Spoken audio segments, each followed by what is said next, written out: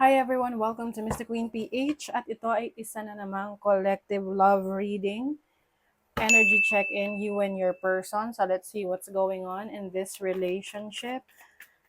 So this is also a timeless reading, anytime na mapanood nyo to, as long as makaka-resonate kayo, this reading is for you. Okay, let's see first kung ano ang mga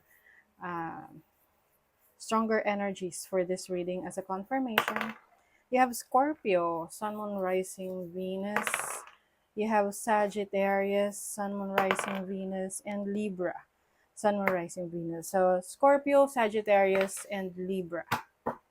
Sun, Moon, Rising, Venus. Can be any sign as long as makaka-resonate kayo, okay? So, let's see. Energy check-in ng collective. What is the recent past energy? Ano yung recent past? And also, if you are interested in private readings, meron tayong link sa description at sa pinned comment, no? Paki-check nyo na lang kung paano mag-book for a private reading. Recent past energy ng collective. Recent past.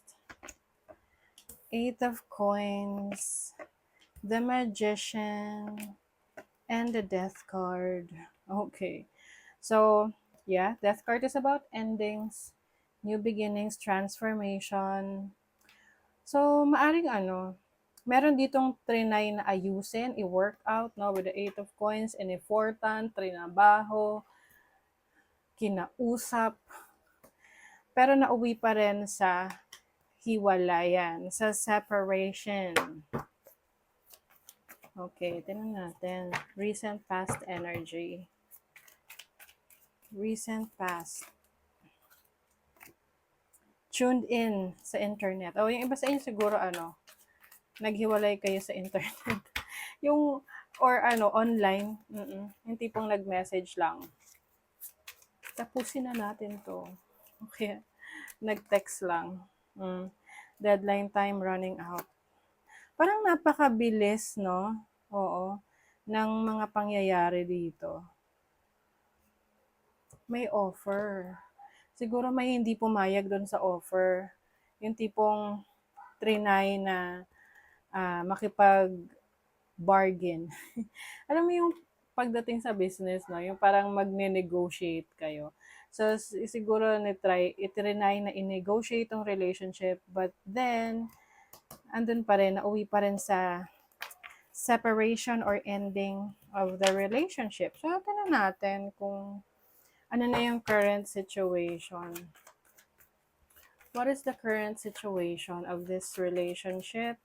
What is the current situation of this relationship? The Two of Wands, the Ten of Cups, the Eight of Swords. Okay, someone here is parang pinapakita niya na masaya siya pero deep inside, durog siya. Maaring iniisip niya na nagkamali siya sa decision niya. Oo, this can be you or the person that you're dealing with. Pwede kasing meron ditong mataas ang pride, no? Na maaring siya yung inoferan na ayusin natin, anong gusto mo, ganon. Pero hindi niya tinanggap. Uy, may jealousy. O, diba? Ito yung sinasabi ko sa inyo kanina, bargaining and begging. So, I feel like there is still communication, no? Nagtatry pa rin na may makipag-ayos, mag-work out tong relationship. The other person, pwedeng pinapakita niya na okay siya, masaya siya, pero hindi siya mapakali. Oo. Siguro may iba siyang options, no? Parang playing safe yung other person dito. Na, alam mo yung panakit butas. Oo. Kaya hindi niya tinatanggap muna yung offer kasi may hinihintay siya. May hinihintay. Okay. Magkakaalaman.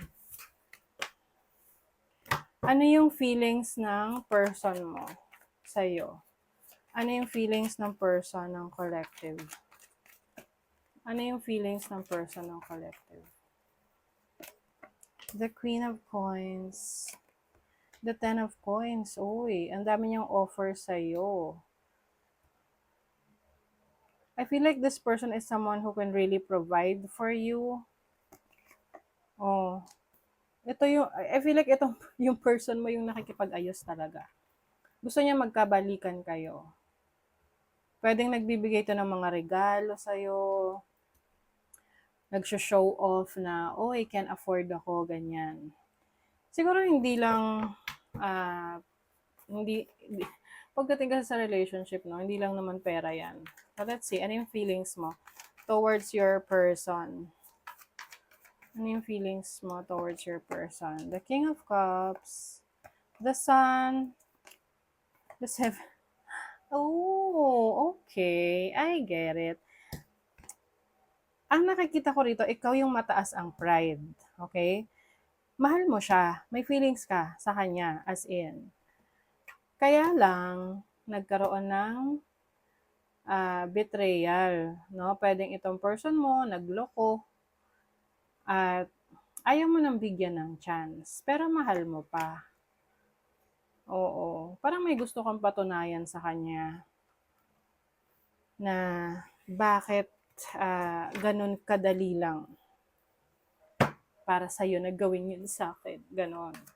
Na, kumbaga pinahihirapan mo to eh. Kasi siya yung nagkamali eh. May kalokohang nagawa eh. Ano yung feelings ng person ng collective?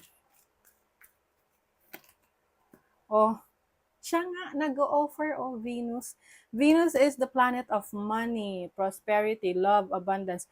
Parang tong person na to nila-love bomb ka, na mahal kita, ganyan, hindi ko kaya mabuhay nang wala ka, eto, regalo ko sa'yo. Parang nagpapadala ng flowers, nagpapadala ng mga regalo sa'yo, para, ano lang, bumigay ka, para patawarin mo siya. Feelings ng person. 'Di ba? Panay ang send ng message, lagi kanyang napapanaginipan or napapanaginipan mo rin siya. Nagtitake rin siya ng risk para sa relationship na ito. Siguro sising-sisi siya. Okay, how about you? Anong feelings mo towards your person? So, meron dito energies ng water sign, Cancer, Scorpio, Pisces, Leo, tapos earth sign, Taurus, Virgo, Capricorn. Feelings ninyo, feelings ng collective towards the other person. Oh my God. Third party. Alam mo, gusto mong makipag-ayos eh. Hindi mo lang, hindi mo lang matanggap na nagkaroon ng involvement ng ibang tao rito. Kaya, binibigyan mo siya ng cold treatment. Pero deep inside this person, deep inside you, gusto mong magkabalikan kayo. Yes, you still love this person. Siyempre, kailangan pakipot muna. 'Di ba? Lalo na siya yung nagkamali. May third party eh. Okay, mutual feelings. Ano yung pareho niyong nararamdaman para sa isa't isa? Ano yung mutual feelings? Six of Swords. Judgment. The Ten of Swords. Gusto niyo na matapos tong problema ninyo, no? At gusto niyo pareho na magbago kayo for the better. Oo. Ten of Swords is ending of a stressful situation. So pareho niyo gusto nang matapos yung stressful na situation sa inyong relationship. Gusto niyo na maka-move on, maka-move forward, at mag-focus sa pagbabago. So pwedeng yung person mo gusto niya magbago ka ng isip mo na hindi pagtanggap sa kanya, i-let go mo na yung mga kasalanang nagawa niya at mag-move on na kayo. No? Oo, move on na kayo dun sa naging problema. What is the mutual feelings? realization, coming out to light. Yes, clarity. Oh my God, look at that. Kasi sabi ko lang clarity. Oh, yan, lumabas. Clarity. Third eye. Pareho nyo nami-miss yung isa't isa. Oh my God. Siya nga. May awareness naman, no? Na nagkaroon talaga ng love affair. Siguro nare-realize niya na yung kalokohan niyang nagawa sa'yo is really something big para sa'yo, of course. 'Di ba? But at the same time, nami-miss niyo pareho yung isa't isa, yung togetherness niyo because you still feel that love, no? You still feel the love for each other. So let's see kung ano yung intention niya. Maganda ba yung intention niya? Ano yung intention ng person, ng collective? Ano yung intention ng person, ng collective? Ano yung intention? Oops. Okay, intention niya, mag-usap kayo, magkaliwanagan. Pwede kasing umiiwas ka sa kanya. Temperance, hinihintay ka nito. Nagtitimpi siya. Nagiging very patient siya sa response mo. Hinihintay niya yung decision mo. 5 of Swords. Nako. Knight of Wands, Knight of Coins. So, 5 of Swords is about, parang meron siyang gustong patunayan. May pinaglalaban siya eh. Oo. Na siguro, hindi naman niya talaga to nagawa ng maraming beses. Isang beses pa lang, ba't hindi mo siya bibigyan ng chance? Parang sinasabi niya na seryoso siya sa intentions niya, meron siyang plano for your relationship, and at the same time, namimiss ka talaga niya. Lalo na kung kayo ay nagkaroon na ng intimacy together. Gusto niya na magkaroon ulit kayo ng malalim na pag-uusap. Ano yung intention ng person, ng collective? Okay. Siguro gusto rin niya na parang ipakausap ka sa iba. Oo, like someone who knows about your relationship, parang hihingi ng tulong na i-build up siya sa'yo. Na hindi na gagawin yan ni person mo. 'Di ba? Patawarin mo na siya. 'Di ba? Guilty. Guilty as charged tong person mo. Alam niya, no? Aware siya doon. Nagigilty siya sa nagawa niya. Alam niya na nagkamali siya. Okay? So, sa ngayon, hinihintay ka niya na mag-respond ka, na ayusin itong relationship ninyo. Ano yung intention? Drama queen.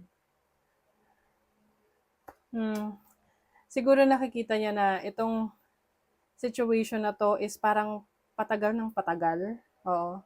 Na I feel like willing siya na sakyan yung drama ng relationship ninyo. Kasi I think nafe-feel naman niya na mahal mo pa siya. Alam niya na binibigyan mo siya ng lesson. Ano yung hindi mo alam? Ano yung hindi alam ng collective? Ano yung hindi alam ng collective? What you don't know?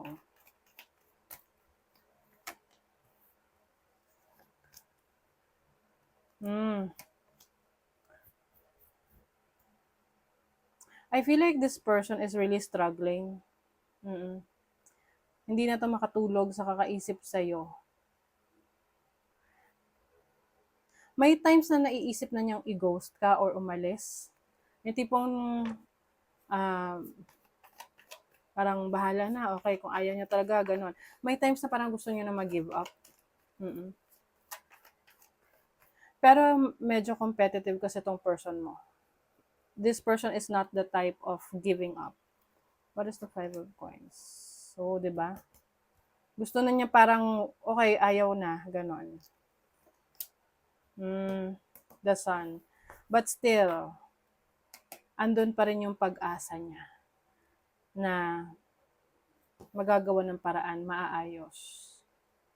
So, Leo energy, Taurus, Virgo, Capricorn. Meron ding Aries energy dito.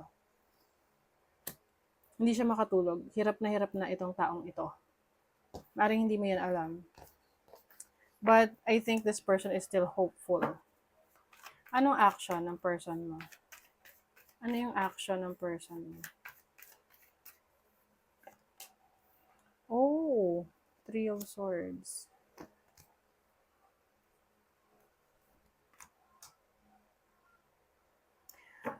Sa ngayon, yung person mo, devastated. Ano siya, disappointed sa nangyayari. Lalo na hindi mo siya pinapansin, hindi ka nagpapakita ng interest sa kanya na ayusin yung relationship. And I think sa ngayon, maghihintay lang siya kung kailan ka magiging open for a conversation. With the Ten of Coins, I think this person is going to just focus muna sa kanyang career, sa kanyang finances. Possible rin na kung itong relationship ninyo is naging matagal na talaga, yung tipong nakilala niya na yung family mo, pwedeng ito ay makikipag-usap sa family mo para humingi ng advice.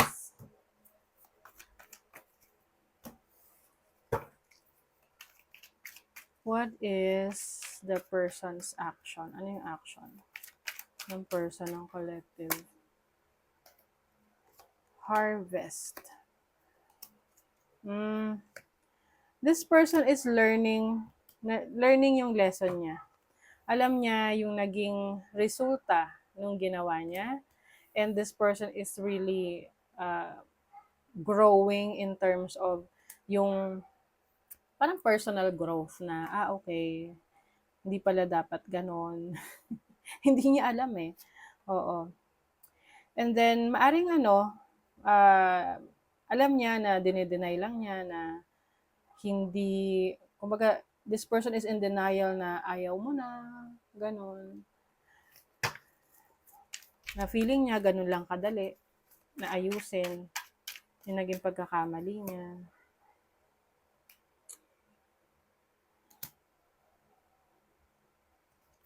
Meron ditong siguro may mga nakukwentuhan na siya ng kung ano nangyayari sa relationship niyo. Nag-isolate. Nag-iisip. Kasi feeling ko hindi ka na niya mabasa. Hindi na niya mabasa kung ano ang naiisip mo, ano na yung nararamdaman mo sa kanya. Naguguluhan siya. Kasi pwedeng ngayon ka lang naging ganito sa kanya.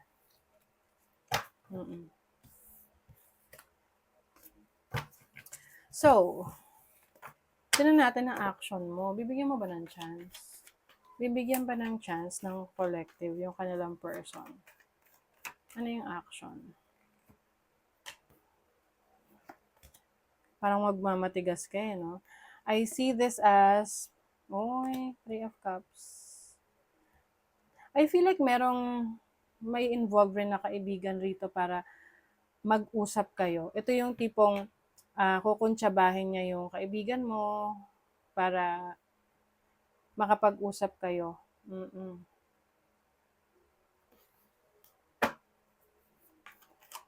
Parang magbibigay ka ng kondisyon sa person na to. Na, okay, bibigyan ka ng chance, pero ito yung kondisyon ko. Oh my God. The Death card.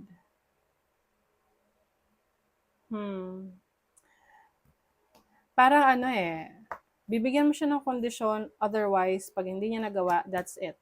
The end. Kasi nasa sa kanya yun kung tatanggapin niya. I feel like medyo mahirap tong kondisyon na ibibigay mo sa person mo. So, mahirap itong, kumbaga, dun mo matetest kung gaano siya ka-willing na ayusin yung relationship or to win you back. You may be dealing with a fire sign. Aries, Leo, Sag. Water sign din, Cancer, Scorpio, Pisces. Oh my God, look. Talagang ano, it's payback time. It's like you are punishing your person.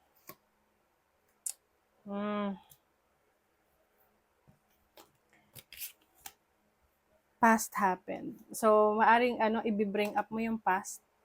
Doon lalong matitrigger yung person mo. Oo.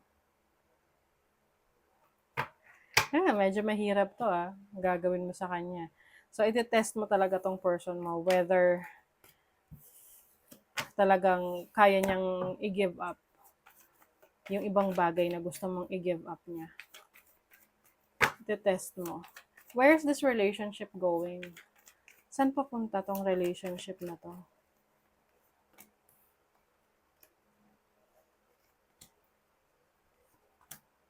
Oh my God.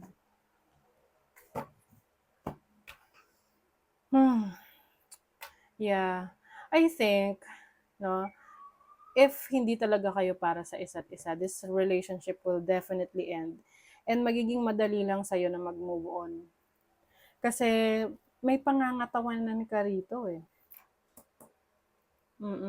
You want someone na talagang mapagkakatiwalaan mo, someone na magbibigay sa'yo ng strong foundation sa relationship. And kung hindi niya kayang ibigay yon, wala. Ending ng relationship. And it's going to be easy for you to move on. Parang tipong wala na siyang maririnig tungkol sa'yo. Ganon. Wow. Siguro minsan lang kayo magtiwala, no? Oh my God. Kung kayo ay kasal nito, merong, oh my God, nagkakaroon ka ng spiritual awakening. Oh my God. Feeling ko yung person mo, punish talaga.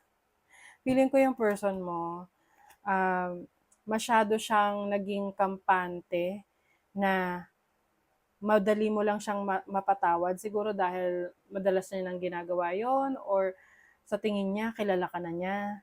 But I feel like ngayon maninindigan ka, lalo na't nakikita mo yung totoong pagkatao ng person mo. At maaring itong person na to very toxic, yung ganong klaseng ginagawa niya. I feel like, it's the end. Ayaw mo na. Nagkakaroon ka na ng awakening. You want to get out of a toxic situation. Wow, ang intense. So, that is your reading, collective. Kung gusto niyo ng mag-read ng iba pang situation, comment niyo lang dyan. Okay? So, thank you so much and bye!